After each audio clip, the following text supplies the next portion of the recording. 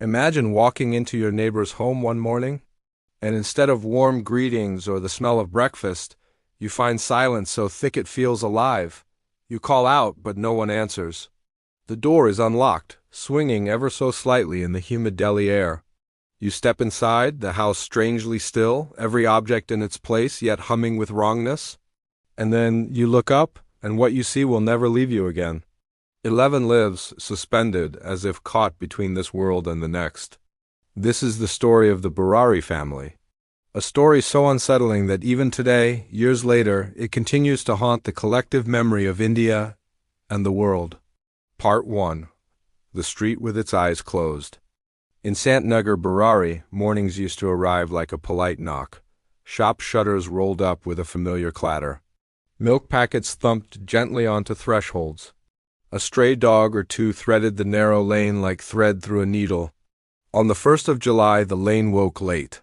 The shutters of the small grocery shop with the red and white board stayed down, and the plywood store beside it, owned by the same family, was a sealed mouth.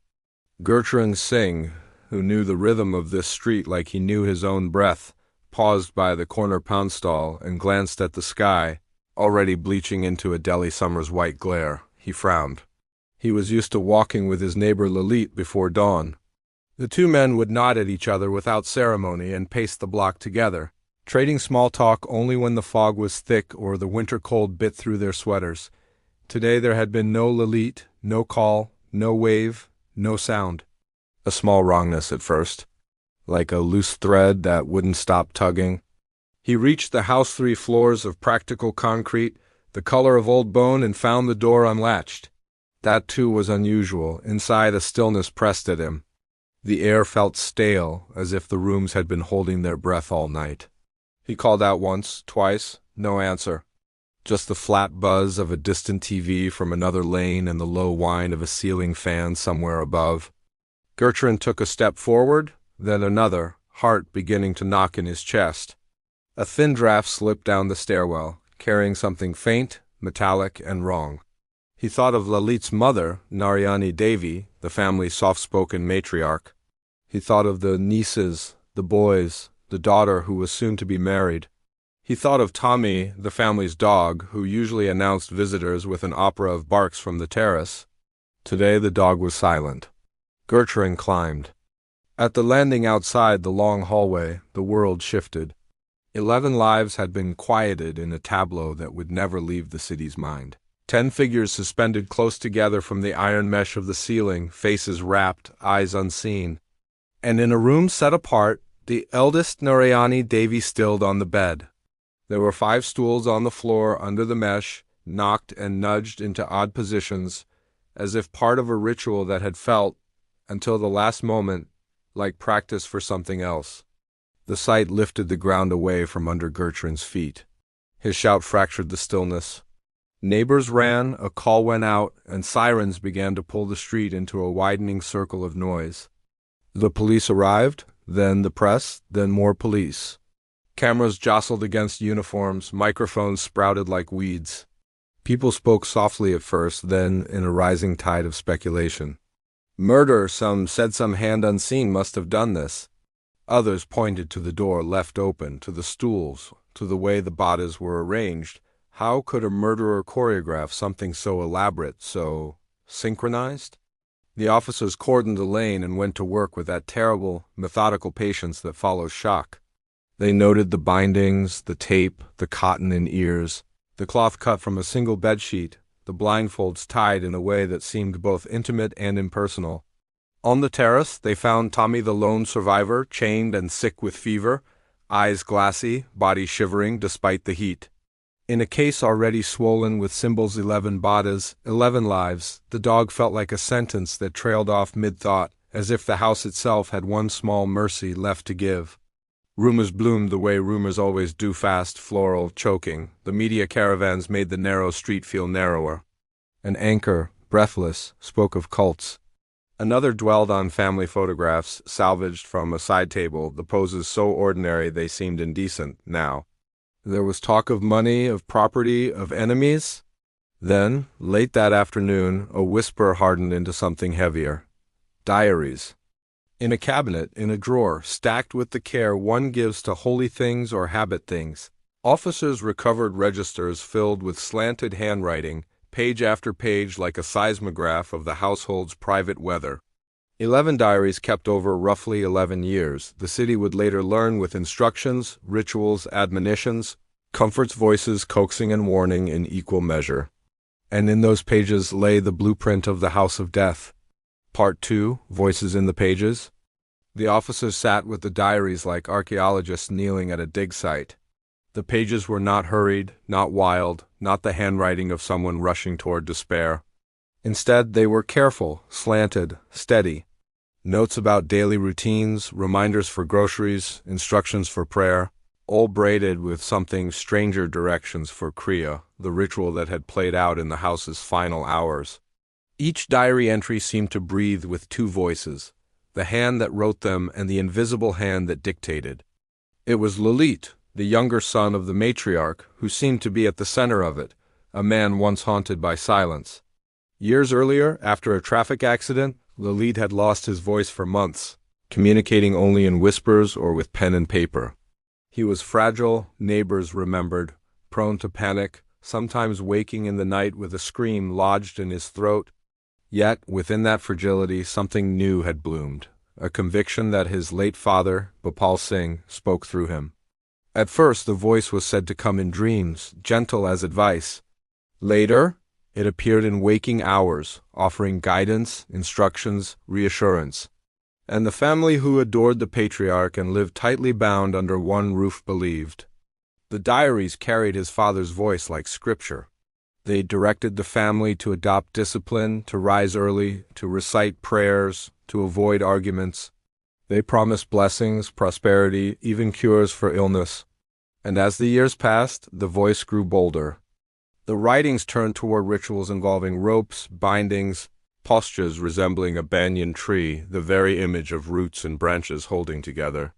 The family, bound by love and faith, rehearsed. Neighbors recalled seeing them circle a small tree outside, hands joined, eyes closed, whispering verses. To outsiders it looked like devotion. Inside it was preparation. Investigators noted chilling precision in the final instructions. Each member was to tie themselves in a specific way, mouths taped, eyes covered, ears plugged. It was not death they were promised, but passage. The writing suggested that their father's spirit would come, rescue them, and lead them to safety. One entry even insisted, after the ritual, remove your bindings yourself and everything will be fine. That line burned itself into the investigators' minds because it meant one thing: the family truly did not expect to die. But how could 11 people ranging from the 77-year-old grandmother to the 15-year-old boy submit to this? Psychologists who studied the case later offered a term, shared psychosis or folie familiale. It happens when delusions begin with one individual but spread across an intimate group, reinforced by trust, loyalty, and isolation. In Burari, it seemed Lalit's conviction became everyone's reality. To defy him wasn't to defy a brother or a son, it was to defy the voice of their father, the man they all revered. Neighbors remembered the Bosches as ordinary, even exemplary. Their grocery shop offered credit to customers in need. Their plywood business thrived. They celebrated festivals with vigor. Priyanka, the young daughter, was newly engaged, her wedding cards printed and ready. In photos, they stood shoulder to shoulder, 11 smiles like pieces of the same mirror. Nothing in those smiles suggested doom. Yet behind closed doors, they were practicing for transcendence. The media, once the diaries leaked into public knowledge, turned frenzy into theater. Anchors asked whether this was mass suicide or mass murder. Some insisted an external guru must have brainwashed them. Others claimed Lalit had wielded too much control, manipulating his family under the guise of his father's spirit.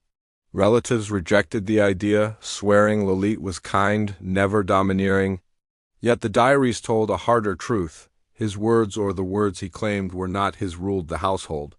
CCTV footage that surfaced later was haunting in its normality. On the evening before their deaths, family members were seen calmly purchasing stools and electrical wires from local shops. They carried them home as casually as groceries, no hesitation. No fear, they looked like people preparing for a household project, not their own end. That ordinariness chilled the nation. Evil hadn't crept in through a stranger's hand. It had grown quietly inside a normal family until normal no longer meant safe. Part 3: The House That Wouldn't Speak. By the second day, Burari was no longer a neighborhood, it was a spectacle. The small lane had transformed into a funnel of flashing cameras, satellite vans, policemen, journalists, and gawkers who craned their necks for a glimpse of the house. Inside, forensic teams moved with surgical precision, yet even their gloves and masks couldn't shield them from the unease. They found no signs of forced entry, no fingerprints of intruders. No struggle, no mess, no chaos, only order, terrifying in its completeness. Every corner whispered the same story. The family had done this to themselves, yet the heart rebelled against the mind. Could 11 lives, educated, thriving, preparing for a wedding, truly walk hand in hand into the abyss? Theories blossomed. Some were grounded in psychology, shared psychosis, folie familiale, where one dominant belief infects a close-knit group until it becomes unshakable truth.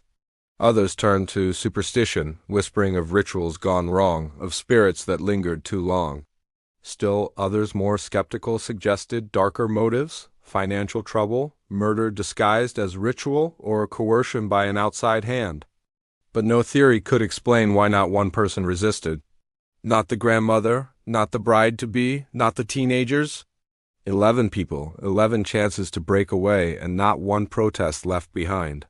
The case was eventually closed, the police leaning toward the theory of shared delusion. But closure is not the same as peace. How do you charge a ghost? How do you prosecute belief? The house itself became the final witness. Neighbors crossed the street to avoid it. Children whispered of voices at night, faint chants, the scrape of stools against the floor. Few wanted to rent it, fewer to buy it. Even when new tenants arrived, the shadow of what had happened never lifted fully. Years later, Netflix released its 3-part documentary House of Secrets, The Burari Deaths. Millions streamed it, many reporting chills, sleepless nights. For the first time, the wider world stared into the Burari house and tried to understand what India had wrestled with since that morning in 2018. Yet the series, like the investigation, ended not with answers but with unease, because some mysteries refused to resolve. Today, ask anyone in Delhi about Burari, and you will see it in their eyes.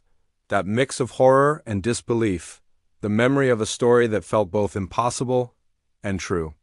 The tragedy of Burari is not only that a family died together, it is that they believed, until their final breath, that they would live, that they would rise, unbound, greeted by the spirit of a father who had been gone for a decade.